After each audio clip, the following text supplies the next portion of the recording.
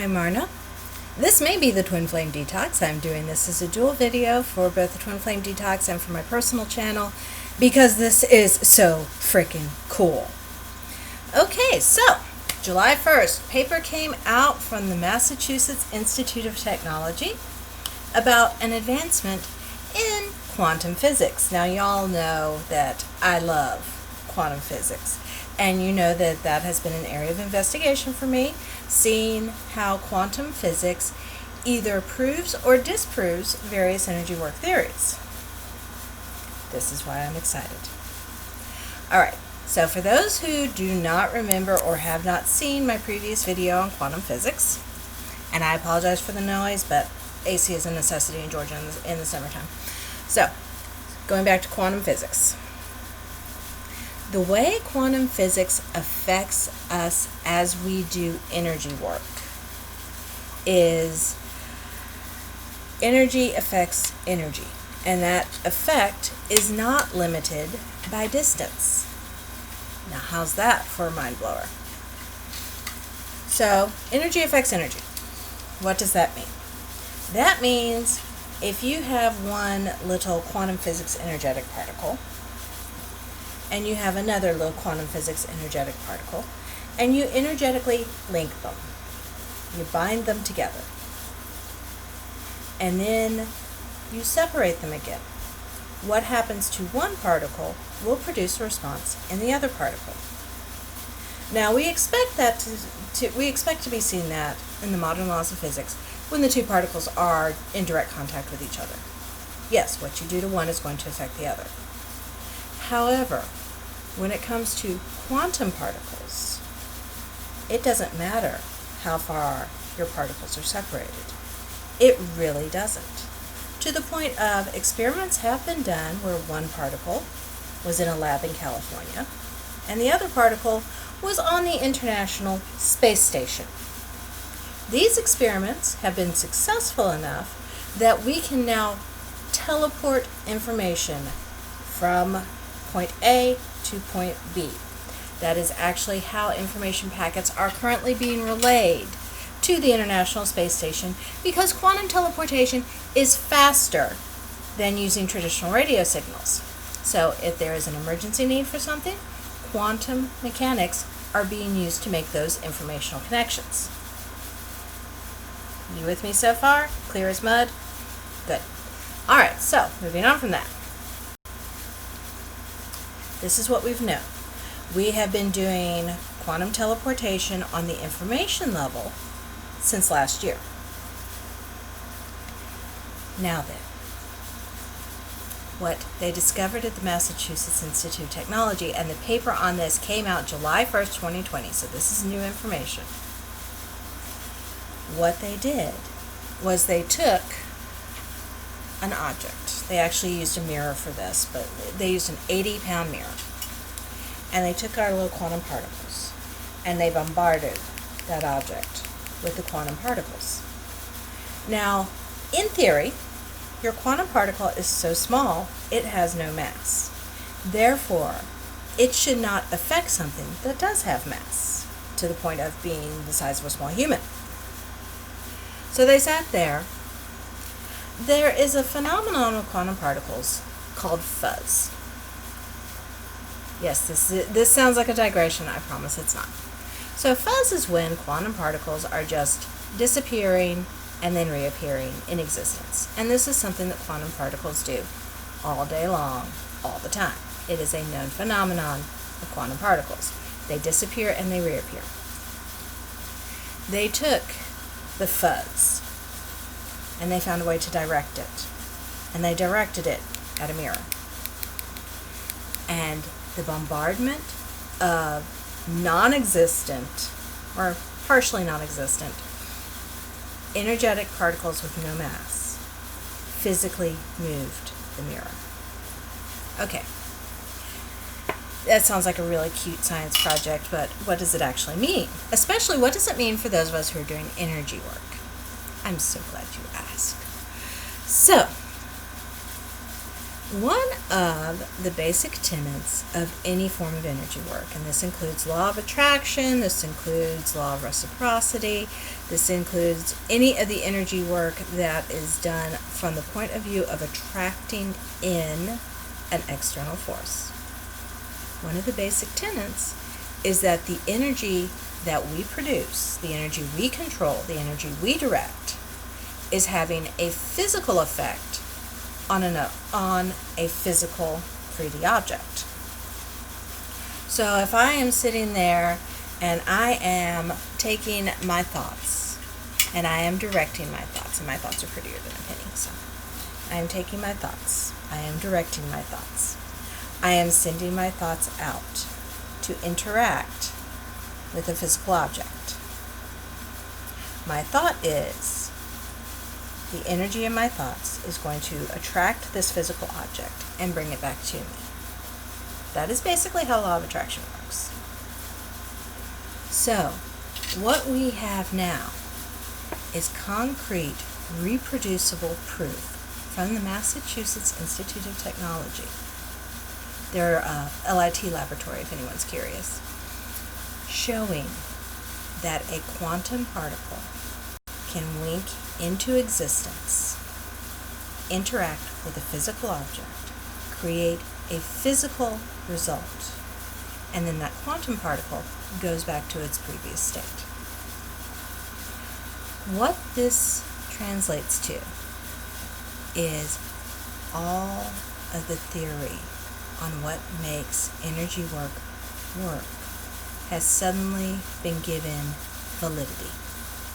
All the times that we have said, I am sending my energy to you so that it can help you in your energy. I mean, it sounds like nice words. And for some people it is just nice words. But for some of us, we actually mean it. All the times you've had Reiki healing done.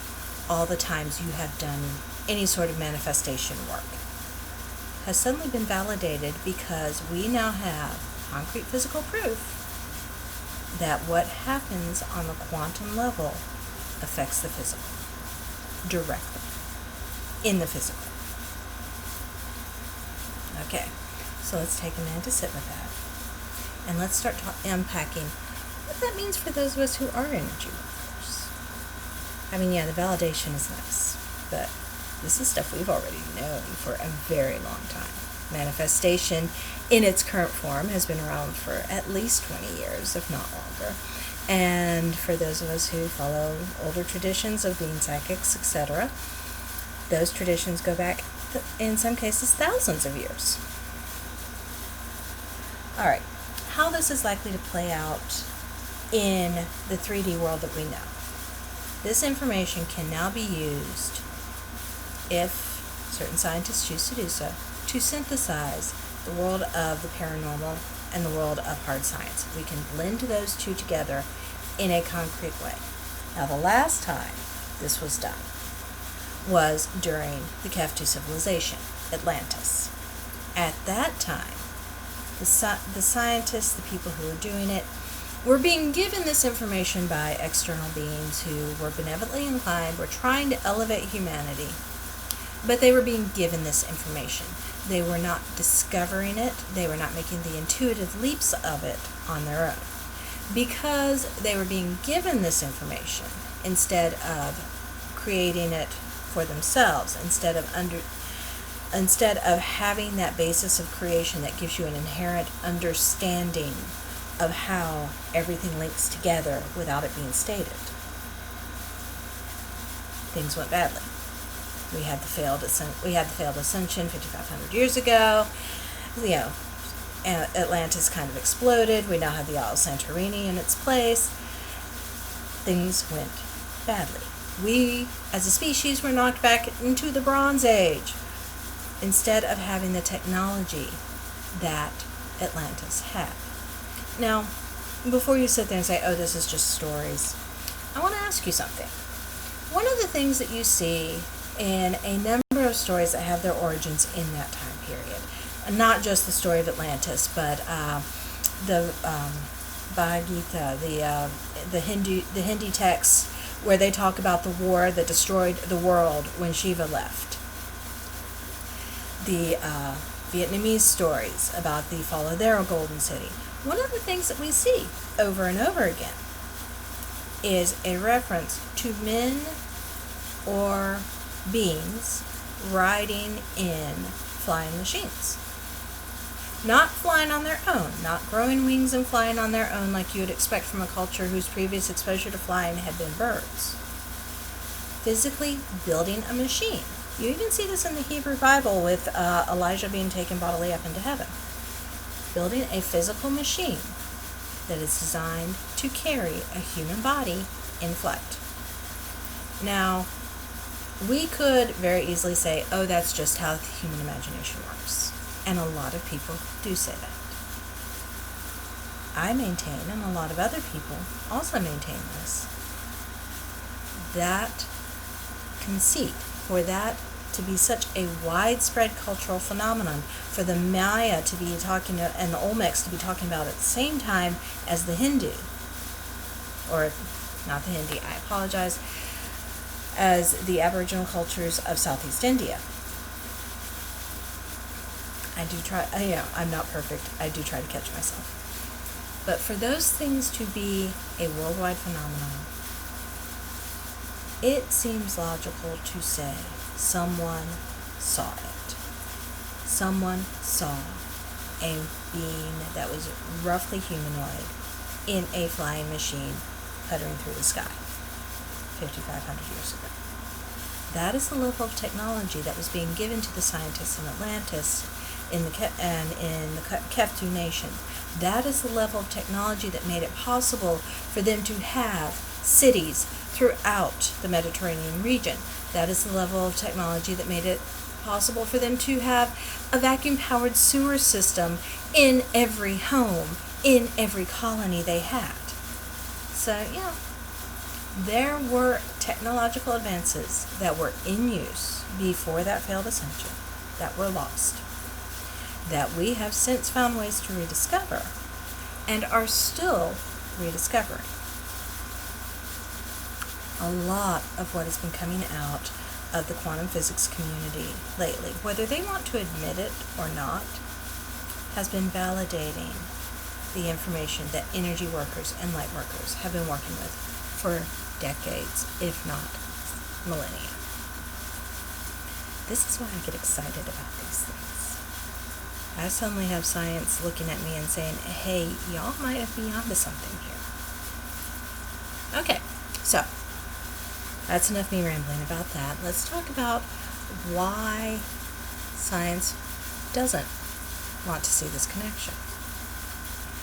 Basically, when you're looking at sciences, you can break sciences down into two categories. There are hard sciences. Hard sciences are things like physics, chemistry. What you do can be replicated no matter what. You can do the same experiment 100 times and expect the same result all 100 times, provided everything is the same. And that's great. There are also what you call soft sciences. Soft sciences are more the sciences that deal with people. They are sciences like psychology, sociology, anthropology. They are understanding how human beings work. Now, the disconnect that we have often seen, and that sciences like parapsychology have run into, is people want hard science, replicable results in what is inherently based on human understandings and is therefore a soft science. How does this show up? Many, many years ago, back in the late 80s, yes, I am old. Back in the late 80s, I was a test subject for a major parapsychology department.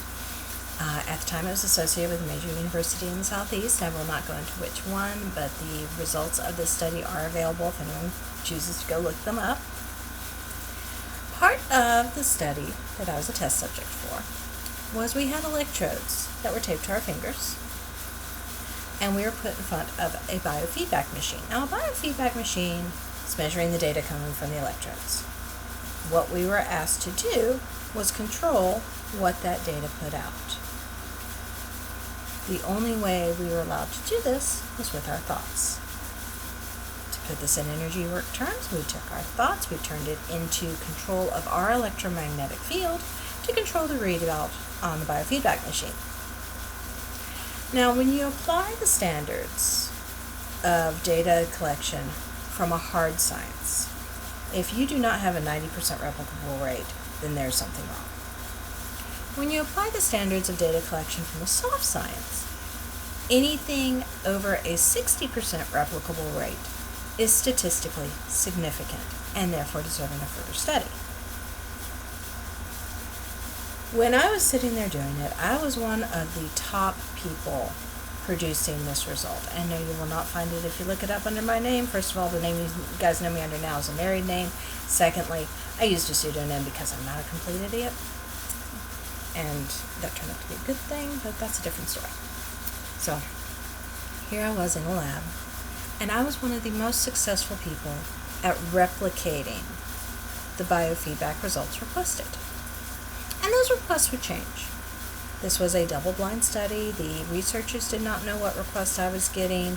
I was just being told, we want the needle to move to this point. We want the needle to move to this point. We want these two needles to move in different directions. This was completely determined by a computer. It would pop up in front of me. This is the result wanted. And then I would have a limited amount of time to achieve that result.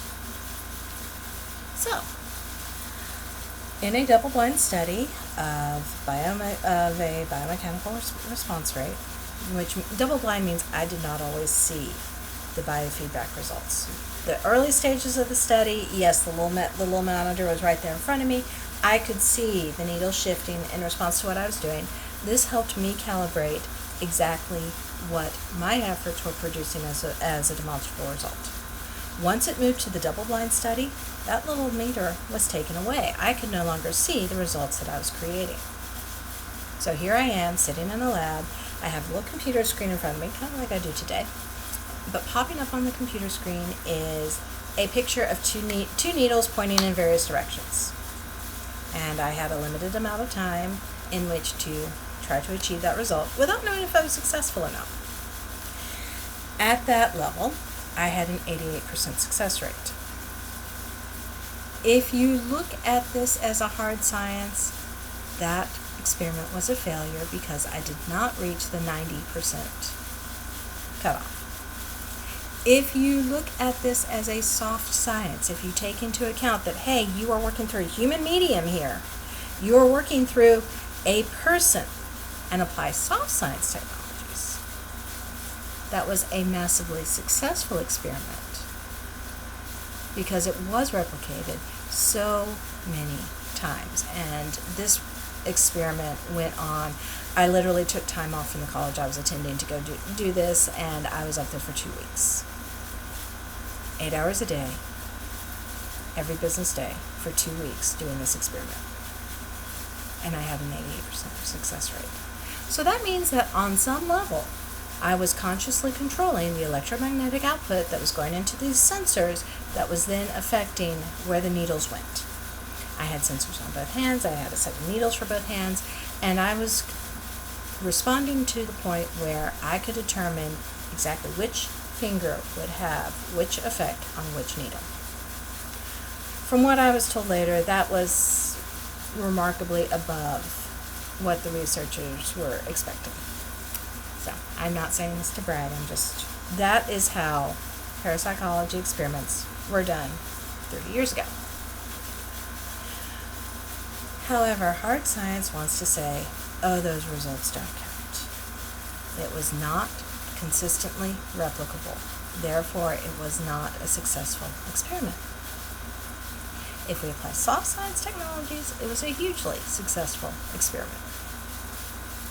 So part of what we were running into as we are trying to get things like energy work to be recognized as the valid scientific methods that they are, is this call for, we need this to be replicable. We need to be able to produce these results in a lab 100% of the time, every time.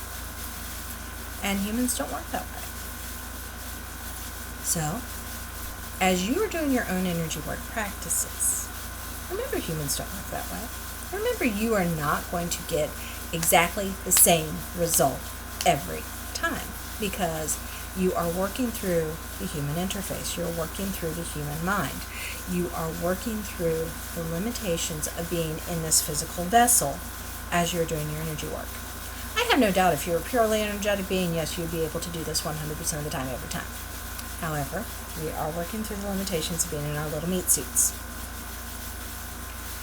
Okay, so that was my big thing on quantum physics right now. This has me just over the moon excited because we have validation that the energy we put out, the energy we produce, the directed energy we are sending out to the universe is having a direct, measurable, physical result on the items that we are reaching out to. So this goes back to the videos that I've done before. Hopefully going to put them up here. Stay focused. Stay directed. Make sure you are paying attention to where your energy is going and how you are directing it. This does matter. This does work. We now have scientific proof of it. So I'm Marna, and thank you for joining me.